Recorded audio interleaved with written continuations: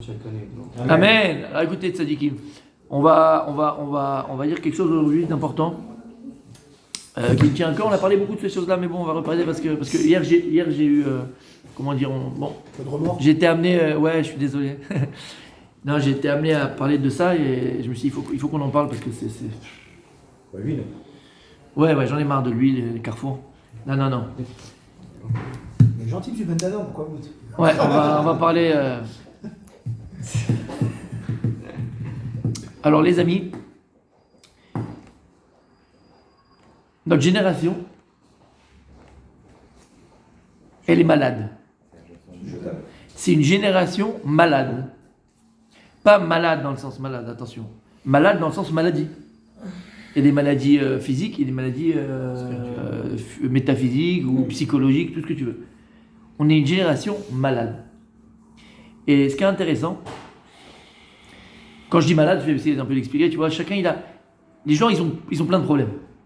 Tu te rends compte, alors tu vois à l'extérieur comme ça, tu ne sais pas, tu ne connais pas les gens. Mais quand tu es amené, Baruch Hashem, à côtoyer Blainara, beaucoup de monde, parce que tu vois là, d'accord, soit quelqu'un de Ishibour, l'Odéa, mais un arabe, en général, il côtoie beaucoup de personnes.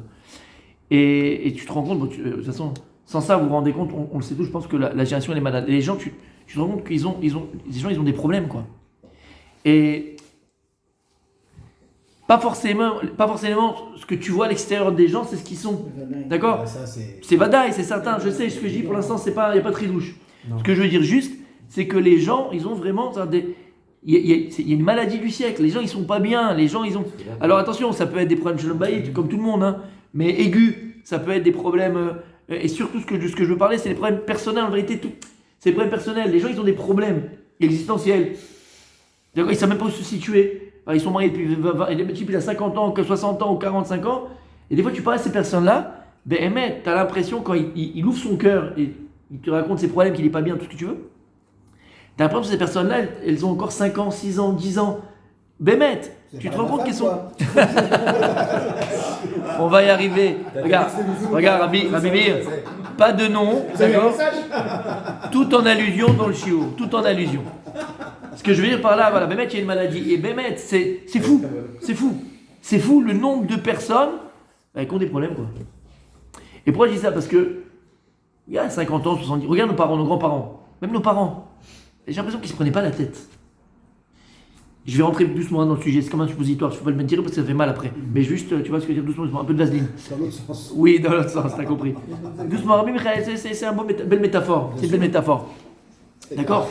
Je vous dis, regarde, nos parents, quand ils nous ont géré à nous, leurs enfants, c'était. Tout était naturel. Ils ne se prenaient pas la tête. Ils se levaient le matin, l'école. Attends. Ils venaient, ils nous habillaient, l'école, revenaient, les devoirs, les machins, ils sortaient, ils étaient contents, on les voyait heureux, ils étaient bien, Alors c'est tout en tant qu'enfant, on ne voyait pas nous aussi les problèmes. C'est vrai, attention. Mais malgré tout, je te parle, d'accord ? Malgré tout, nos parents, ils ne se prenaient pas la tête. Et je rentre dans le vif du sujet, d'accord ? Aujourd'hui, soit les petits et les grands, et encore plus avec les petits, dès que l'enfant il fait passer nuit, dès que l'enfant il a du mal à manger, dès que la personne est le machin, dès qu'il y a quelque chose, c'est qu'il y a un problème. Il a un problème. Alors, c'est une mode, et c'est pas moi, je vais pas du tout, vous allez comprendre mes paroles. C'est une mode. Il y a aujourd'hui ce qu'on appelle, par exemple, la médecine, on appelle ça la médecine alternative. D'accord ? C'est connu. Alors, loin de moi de dire du mal sur la médecine alternative. Pourquoi ? Parce que moi qui étais quelqu'un, je dis honnêtement, BMT, qui ne croyait pas du tout. Et quand je dis pas du tout, mais alors, pour moi c'était... Et j'en ai profité par des professionnels, il n'y en a pas beaucoup, mais des professionnels, Hachem Tamis, et ça m'a plus qu'aidé. Et je peux vous dire que j'étais pas sceptique, j'étais contre, pour te dire. Voilà. Et à la fin, des fois, quand tu as des problèmes, tous les médecins du monde te trouvent pas ce que tu as et tu n'arrives pas machin, à la fin, tu dis, allez, d'accord. Mais en fait, c'est même pas ça, c'est parce que j'ai fait une chez Lao Rabbi. J'ai pas fait beaucoup dans ma vie de chez Lao Rabbi, mais j'ai fait une chez Lao Rabbi, parce que j'étais à bout. J'avais fait tous les médecins du monde, tous les spécialistes du monde, toutes les comment on appelle ça, toutes les dicotes, tout ce que tu veux du monde, te disaient chacun, non, bon, et tu souffres. Tu sais que tu as quelque chose. Tu sais qu'il y a un problème, quoi, entre guillemets. Donc, mais c'est pas grave, mais tu sais que. Bon, et après, j'avais fait une lettre au rabbi, d'accord? J'avais mis et j'ai dit, je peux plus. Alors, dis-moi qu'est-ce qu'il faut que je fasse. Et là-bas, dans la lettre, il parlait de médecine alternative. Ah ouais. Et donc, j'ai dit, bon, bah, alors on y va, c'est le rabbi, il a dit. Eh ben, ça m'a plus qu'aidé, ça m'a fait sortir de ces trucs-là. Pour dire que c'est pas du tout mes propos, parce que j'en ai profité. Mais, et là, c'est la nuance. Dans ces choses-là, il faut savoir qu'il y a des gens professionnels. Il n'y en a pas beaucoup. Il n'y en a pas beaucoup. Il y a des professionnels de ça. Des professionnels de ça. D'accord? C'est des spécialistes. Il n'y en a pas beaucoup. Aujourd'hui, il y a une... C'est une mode. Voilà. Il y a beaucoup d'études sur ces choses-là. Beaucoup. On propose en 3 mois, en 5 mois, en 1 mois, en machin, en bilu, je voulais faire des trucs comme ça et tout. C'est des choses pour l'avoir. On l'a testé sur moi, ça je l'ai fait, je vous dis encore une fois, parce que j'avais des problèmes de santé, et ça à la fin c'est ce que j'ai fait, parce que voilà, je vous ai raconté mon histoire. Et ça a marché, donc ça marche, c'est vrai que c'est vrai, mais faire attention, Khabibi. Il faut faire très attention. Chez qui tu vas, où tu vas voir, comment, pourquoi. Parce que le fait que ces choses-là, on peut même toucher le nefesh de la personne. On peut toucher l'intériorité de la personne. Et si quelqu'un il te dit non, mais ça peut faire de mal, c'est l'onachon. Parfois oui, tu prends un truc, ça marche pas, c'est pas grave. Mais il y a des choses où ils peuvent rentrer dans des inconscients et dans des choses comme ça. Et si c'est pas des professionnels qui s'en occupent, ça peut être dangereux. Je reviens à mes propos par rapport à ce que je voulais dire. Aujourd'hui, il y a tellement une facilité, les gens, ils se déresponsabilisent. D'accord? On parlait de ça, mon rabbi Aaron, Mechila, d'accord? Moi, je parle pour moi en tout cas, je sais pas vous, mais faites ce que vous voulez. Mais moi, ce que je vois autour de moi, ok? Je trouve personnellement que nos parents, ils étaient responsables. Nos parents, ils étaient responsables. Et malheureusement, la chose, on est malade, mais je pense que la maladie de notre génération, c'est quoi? C'est on se déresponsabilise. Et une des preuves de ça, c'est que regarde le nombre de célibataires. Regarde le nombre de célibataires. Et dans tous les milieux, hein, je te parle, attention, hein, tous les milieux. Il n'y a jamais eu autant de célibataires, filles ou garçons. Plus de garçons que de filles. Ah bon? Non, qui ne font pas le pas, parce que la fille elle attend. C'est les garçons qui ne font pas le pas. Lama, parce qu'ils ne sont pas capables beaucoup ne sont pas capables de leur responsabilité. C'est une responsabilité. Il faut assumer. Le gars avec ses copains, le gars il veut sortir, le gars il dit machin, c'est difficile. Mais on est une génération où on n'est pas prêt à prendre des responsabilités. Tout ça pour dire quoi? Ça pour dire qu'on cherche la facilité. Que ce soit dans la médecine, que ce soit dans la Torah.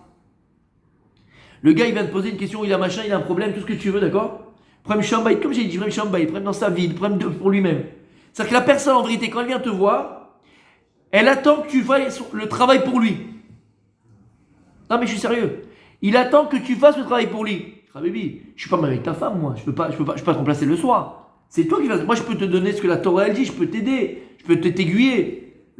Tu vas voir quelqu'un qui est voilà, bon Hachem, il a vécu, il a eu des bonnes expériences, il a fait ce que tu veux. Tu demandes un conseil, comme à ton père, comme à ton grand-père. Ton grand-père va jamais vivre à ta place. Il va te donner les meilleurs conseils de la vie, mais à la fin c'est à toi de prendre tes responsabilités. C'est à toi de travailler sur toi. C'est à toi de faire les choses. Tu comprends? C'est vrai dans la Torah et c'est vrai dans tout. Malheureusement aujourd'hui. D'accord? Encore une fois, les gens ils sont malades. Et dès que maintenant un enfant il a un problème, il dort pas bien, il mange pas bien, ou l'odama, on va aller voir un spécialiste sur machin, psychologue, psychiatre, psy machin, ou les trucs des énergies, je sais pas quoi, Ah bébé, calme-toi doucement. Il a quel âge ton enfant? Il a quel âge ton enfant? Il a 2 ans. Regarde ce qu'il a. Peut-être qu'il a un truc qui le gêne, là, une dent qui est coincée. Peut-être qu'il a juste un problème gastrique. Il a juste un problème long qui est incarné. Non, mais il marche pas bien. Espèce d'idiot, va. Il allait voir tous les marabouts du monde parce qu'il marche un peu, tu sais, un peu bancal le gosse. Mais finalement, il a été voir un vrai médecin. Il a dit non, mais ton fils il a un petit long incarné, ça lui fait mal, c'est pour ça. Et toi, tu as été faire des trucs de marabout. Non, mais dans un guilgoul avant, il était comme ça. Après, il va venir comme ça. Et machin, bidule comme ça. Qu'est-ce que tu fais? Je sais de quoi je parle. Qu'est-ce que tu fais? Tu comprends ce que je suis en train de dire, Abélie Daniel? Oui. On va chercher les gens. Excusez-moi, les gens, ils sont friands de mystique. Et encore plus aujourd'hui. Et les gens, ils sont tellement malades. C'est une chanson, non? Ça me fait quelque chose dans la tête. Malade. Ah voilà. Comment ça se fait bien? Complètement. Pas voilà, c'est pas tellement. Complètement. Les gens sont complètement. C'est qui? C'est Fabien là? Serge Damas.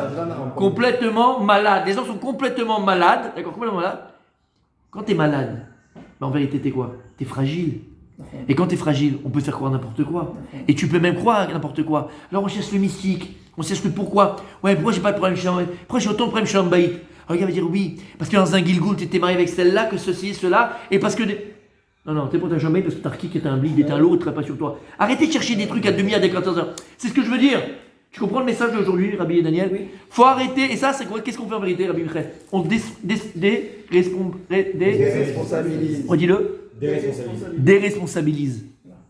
Et on a tendance à se déresponsabiliser. Et les mamans, les papas, on va chercher des trucs à midi à 14h, des marabouts. Oui, mais regarde, il y a un problème. Comme en Israël, le problème Tikchoret, ou bien Keshaverikouz. On donne l'autre là, le médicament. Comment il s'appelle le médicament magique là en Israël? Ritaline. Je sais pas pourquoi Ritaline. On y va, on donne. D'accord? Habibi, doucement, calmez-vous, doucement. Faut revenir à une normalité. Et je vous dis, Bémet, on est dans une génération malade. Et tu peux faire croire aux gens, mais n'importe quoi. Et plus c'est farfelu, et plus c'est mystique, plus c'est marabout, plus c'est tout comme ça, là, des anges qui passent et tout ce que tu veux. Et les gens, ils sont comme ça avec les yeux qui sortent et machin. Et qu'est-ce qui rentre à la maison? Ah ben c'est pas de ma faute. Ah ben c'est normal. Ah ben c'est normal parce que voilà, ça c'est comme ça, parce qu'il m'a dit que c'était comme ça, parce que c'est comme si. Je parlais pas de rave, d'accord. Non. Tu as joué dans des techniques de médecine, on va dire, on te parle de ceci, on parle de cela. Faites attention. Il faut faire très très attention. Moi, ce que je veux dire, juste une chose, il faut prendre ses responsabilités. Habibi, la Torah, elle est là. La Torah, elle est là. La Torah, elle est là. Il y a toutes les fois dans la Torah. Tu as un problème, elle est là. Les réponses, elles sont là. Tu n'as pas besoin d'aller chercher midi à 14h. Va voir pourquoi l'enfant, il pleure. Va voir l'enfant pourquoi il a ceci, va voir ça. Peut-être qu'il a juste un problème d'acné, il a un problème de pied, l'ongle incarné, ou il a un problème de gastrique, ou il a un problème de l'odéma. Tu n'as pas besoin d'aller faire du vent et d'aller chercher à midi à 14h. Faut arrêter de rentrer dans du mystique, faire très attention à ça. Parce qu'aujourd'hui, dans ce monde-là, que ce soit médecine alternative ou dans le monde des babas, d'accord, il y a Blainara 10% où c'est vraiment des spécialistes professionnels et ils vont te faire du bien, et tu as 90% de saleté.